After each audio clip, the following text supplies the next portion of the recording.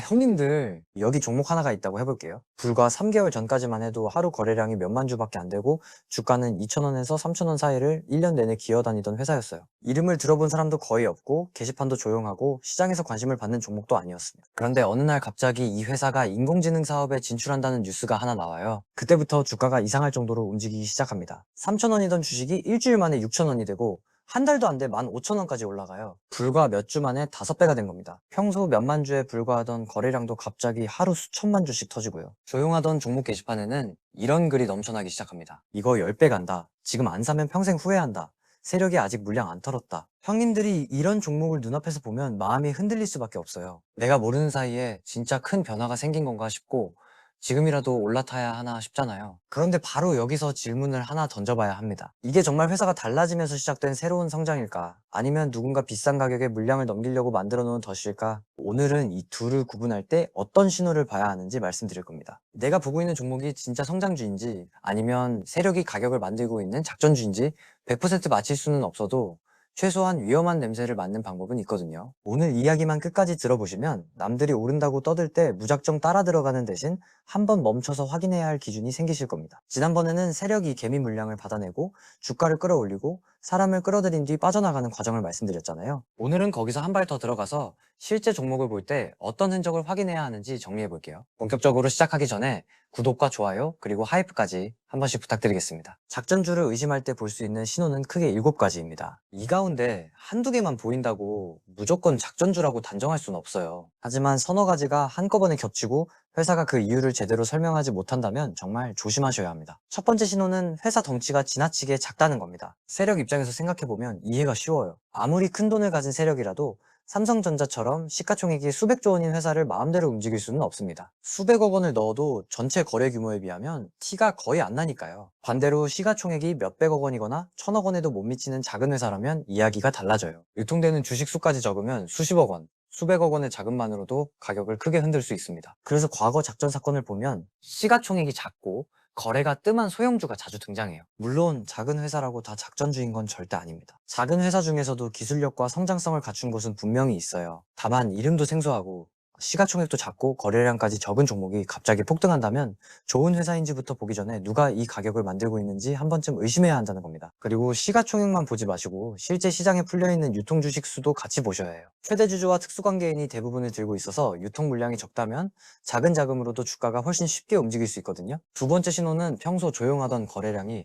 아무 이유 없이 갑자기 폭발하는 겁니다. 평소 하루 거래량이 몇만 주에 불과했는데 어느 날 갑자기 몇백만 주, 몇천만 주가 거래되기 시작한다면 그냥 지나치시면 안 돼요. 거래량이 늘었다는 건 그만큼 새로운 돈과 사람이 들어왔다는 뜻입니다. 진짜 실적 개선이나 대규모 계약 같은 확실한 이유가 있다면 자연스러운 변화일 수도 있어요. 하지만 회사에 특별한 공시도 없고 사업이 달라진 것도 없는데 거래량만 평소에 수십 배로 터진다면 누군가 의도적으로 관심을 만들고 있을 가능성을 생각해야 합니다. 세력이 주식을 미리 사 모으는 과정일 수도 있고 자기들끼리 사고 팔면서 거래가 활발한 것처럼 보이게 만드는 과정일 수도 있어요. 이런 행위를 통정매매나 가장매매라고 부르는데요. 실제로 투자자가 많이 들어온 것처럼 착각하게 만들고 거래량을 본 개인들이 뒤늦게 따라붙도록 유도하는 겁니다. 특히 거래량이 폭발한 날 주가가 크게 올랐는데 정작 장중에는 위아래로 심하게 흔들리고 윗꼬리가 길게 남는다면 위에서 누군가 물량을 넘기고 있는지 살펴볼 필요가 있어요. 세 번째 신호는 회사 이름과 사업 내용이 지나치게 자주 바뀐다는 겁니다. 과거 문제 종목들을 보면 사명을 여러 번 바꾼 경우가 꽤 많아요. 원래 전자부품을 만들던 회사가 어느 날 바이오 회사처럼 이름을 바꾸고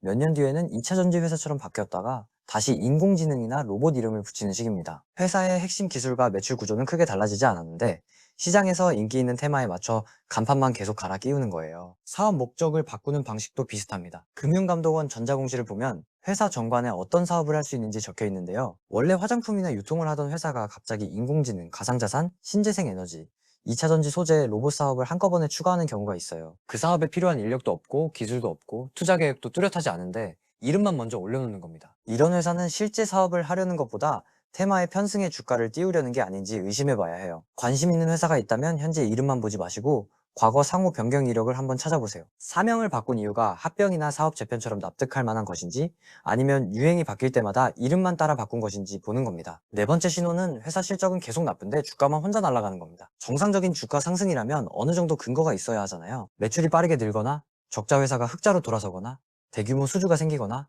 앞으로 돈을 벌 수 있는 기술이 확인되는 식의 이유가 있어야 합니다. 그런데 작전이 의심되는 종목은 회사가 몇 년째 적자고 현금도 부족하고 빚도 많은데 주가만 몇 배씩 오르는 경우가 있어요. 회사 가치가 좋아져서 오른 게 아니라 누군가 가격을 끌어올리고 있을 수 있다는 겁니다. 그래서 급등 종목을 보실 때는 주가 차트부터 보지 마시고 손익계산서와 현금 흐름부터 보셔야 해요. 매출이 실제로 늘고 있는지, 영업이익이 나는지, 영업활동으로 현금이 들어오는지, 계속 유상증자와 전환사채로 버티고 있지는 않은지 확인하는 겁니다. 특히 매출은 조금 있는데 본업에서 계속 현금이 빠져나가고 최대 주주가 자주 바뀌고 감사보고서에 계속 기업 불확실성 같은 문구까지 있다면 주가가 아무리 강해 보여도 위험할 수 있어요. 주가는 하늘로 가는데 회사 장부는 무너지고 있다면 그 가격은 기업 가치보다 사람들의 기대와 욕심으로 만들어진 거품일 가능성이 큽니다. 다섯 번째 신호는 확인되지 않은 호재가 끊임없이 나온다는 겁니다. 작전이 의심되는 종목은 이상할 정도로 뉴스가 많아요. 그런데 제목은 화려한데 내용을 자세히 읽어보면 확정된 게 거의 없습니다. 글로벌 기업과 계약을 추진 중이다. 대규모 투자를 유치할 예정이다.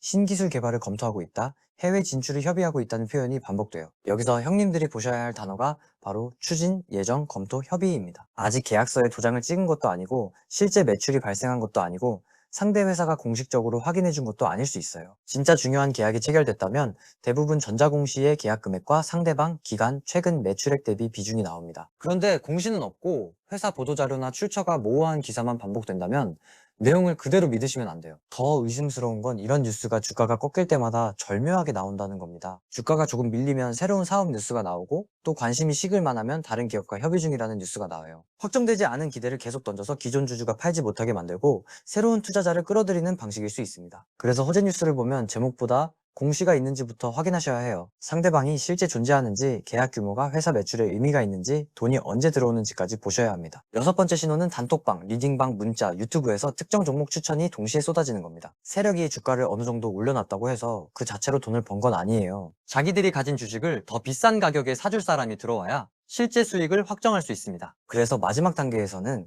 사람을 끌어들이는 작업이 필요해요. 이때 주식 단톡방, 무료 리딩방, 문자 메시지, 종목 게시판, 일부 영상과 방송에서 같은 종목이 반복적으로 등장합니다. 내부 정보다, 곧 대형 계약이 나온다, 이번 주 안에 상한가 간다, 지금이 마지막 매수 기회라는 식으로 조급함을 자극해요. 형님들이 놓치고 있다는 불안감을 만들고 생각할 시간을 주지 않은 채 지금 당장 사게 만드는 겁니다. 그런데 정말 확실한 정보라면 왜 모르는 사람에게 공짜로 뿌릴까요? 자기가 조용히 먼저 사면 될 일을 굳이 수백 명, 수천 명에게 알릴 이유가 없잖아요. 누군가 형님을 위해 돈 되는 종목을 알려주는 게 아니라 형님이 들어와야 자기 물량을 팔 수 있기 때문에 홍보하는 것일 수도 있습니다. 특히 목표가와 매수 시점만 강조하면서 회사 실적이나 손절 기준, 실패 가능성은 전혀 말하지 않는 추천은 더 조심하셔야 해요. 일곱 번째 신호는 주가 움직임이 지나치게 부자연스럽다는 겁니다. 정상적인 종목도 급등하고 급락할 수 있어요. 하지만 회사 뉴스와 시장 상황으로 설명하기 어려운 움직임이 반복된다면 누군가 가격을 관리하고 있는지 의심해 볼 수 있습니다. 예를 들어 별다른 이유 없이 갑자기 수직으로 치솟았다가 바로 폭락하거나 장 마감 직전에 적은 거래량으로 주가를 확 끌어올려 종가를 높여놓는 움직임이 반복되는 경우예요. 또 매수 호가가 얇은 종목에서 소량 주문만으로 가격을 단계적으로 올리고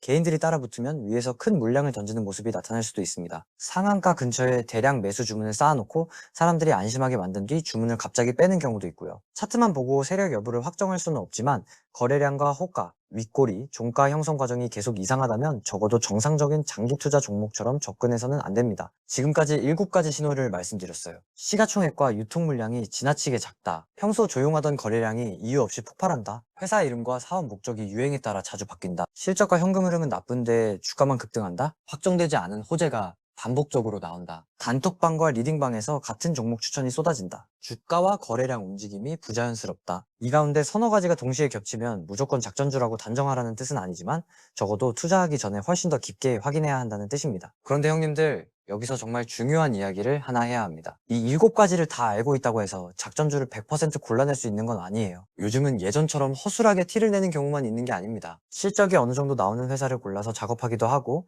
실제 사업 계약을 일부 섞어 신뢰를 만들기도 하고 차트도 자연스럽게 관리하는 경우가 있어요. SNS와 커뮤니티를 이용해 여러 사람이 자발적으로 추천하는 것처럼 분위기를 만들기도 합니다. 그러니까 오늘 말씀드린 신호는 작전주를 무조건 잡아내는 마법 공식이 아니라 위험한 종목에 바로 뛰어들지 않게 해주는 최소한의 안전장치예요. 그럼 결국 형님들이 지켜야 할 원칙은 무엇일까요? 여기서부터가 오늘 이야기의 진짜 핵심입니다. 첫 번째는 내가 이해하지 못하는 회사는 사지 않는 겁니다. 너무 당연한 말처럼 들리지만 가장 강력한 원칙이에요. 이 회사가 무슨 제품과 서비스를 팔아서 돈을 버는지, 앞으로 왜 매출이 늘어날 수 있는지, 지금 급등한 이유가 무엇인지 내가 다른 사람에게 설명하지 못한다면 일단 사지 않는 겁니다. 작전주 피해는 대부분 회사가 뭘 하는지도 모르면서 주가가 오른다는 이유 하나만 보고 따라 들어갈 때 시작돼요. 이해할 수 있는 회사만 보고 설명할 수 없는 종목은 보내주는 것만으로도 위험한 거래 상당수를 피할 수 있습니다. 두 번째는 이유 없이 이미 급등한 종목을 쫓아가지 않는 겁니다. 주가가 3배, 5배 오른 뒤에야 사람들이 관심을 갖기 시작해요. 그때 차트를 보면 더 갈 것 같고 지금이라도 타지 않으면 나만 뒤처질 것 같은 마음이 듭니다. 하지만 그 가격은 초기 투자자가 사는 가격이 아니라 누군가 수익을 확정하기 위해 파는 가격일 수도 있어요. 급등의 이유가 실적과 공시로 명확하게 설명되지 않는다면 그 종목은 내가 탈 기차가 아니라 누군가 내릴 준비를 하는 기차일 수 있습니다. 기회를 놓치는 것보다 잘못된 종목에 물려 시장에서 오래 고생하는 게 훨씬 큰 손실이에요. 세 번째는 금융감독원 전자공시 시스템을 직접 확인하는 겁니다. 다트에서 회사 이름을 검색하면 사업보고서, 분기보고서, 주요 계약, 최대 주주 변경, 유상증자, 전환사채, 임원과 주요 주주의 주식 매매 내역까지 확인할 수 있어요. 회사가 실제로 돈을 버는지, 이름을 몇 번 바꿨는지, 최대 주주가 주가 상승 중에 지분을 팔고 있는지, 자금 조달을 반복하고 있는지 대부분 공시의 흔적이 남습니다. 기사와 단톡방 글은 누군가의 해석이 섞이지만 공시는 회사가 법적 책임을 지고 제출하는 자료예요. 물론 공시도 꼼꼼하게 읽어야 하지만 최소한 남의 말만 듣고 들어가는 것보다는 훨씬 안전합니다. 단 5분이라도 매출, 영업이익, 현금 흐름, 최대 주주, 최근 자금 조달 내역을 확인하는 습관을 들이셔야 해요. 네 번째는 조급함이 생기는 순간 그 감정 자체를 위험 신호로 받아들이는 겁니다. 세력이 가장 잘 이용하는 감정이 바로 지금 안 사면 놓친다는 두려움이에요. 오늘 안 사면 상한가 갈 것 같고 남들은 다 벌고 있는데 나만 못 버는 것 같고 이번 기회를 놓치면 다시는 이런 종목이 안 나올 것처럼 느껴집니다. 그런데 시장에는 기회가 계속 나와요. 좋은 회사라면 하루 늦게 본다고 회사 가치가 사라지는 것도 아닙니다. 누군가 지금 당장 사라고 재촉하고 생각할 시간을 주지 않고 매수하지 않으면 큰돈을 놓친다고 겁을 준다면 오히려 한 발 물러서야 해요. 조급한 상태에서는 회사가 아니라 주가만 보게 되고 위험 신호가 보여도 무시하게 되거든요. 오늘 이야기 정리해 볼게요. 작전주를 의심할 때 볼 수 있는 7가지 신호가 있었습니다. 작은 시가총액과 적은 유통 물량, 갑자기 폭발한 거래량, 잦은 사명 변경과 뜬금없는 신규 사업, 실적과 따로 노는 주가 급등, 확정되지 않은 호재의 반복, 단톡방과 리딩방의 과도한 추천, 그리고 부자연스러운 주가 움직임입니다. 그리고 이 신호보다 더 중요한 4가지 원칙도 있었어요. 내가 이해하지 못하는 회사는 사지 않을 것, 이유 없이 급등한 종목을 쫓아가지 않을 것, 전자공시를 직접 확인할 것, 조급함이 생기는 순간 한 발 물러설 것. 이 채널 이름이 전업투자 생존기잖아요. 주식시장에서 살아남는다는 건 한 종목으로 크게 버는 것만 의미하지 않습니다. 치명적인 손실을 피하고